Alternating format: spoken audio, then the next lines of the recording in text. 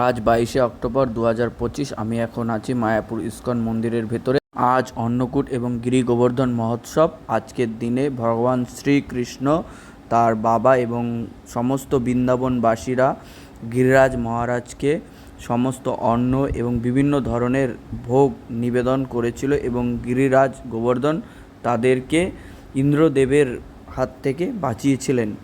এখানে গিরিরাজ গোবর্ধনকে অভিষেক করানো হচ্ছে এবং অভিষেক করানোর পর গিরিরাজ মহারাজকে নিয়ে মন্দিরে প্রবেশ করবেন এবং মন্দিরে প্রবেশ করার পরে সেখানে সমস্ত ধরনের রাইস, ডাল, সবজি এবং বিভিন্ন ধরনের রাইস দিয়ে গিরিরাজ মহারাজ গিরি গোবর্ধন পর্বত তৈরি করা হয়েছে।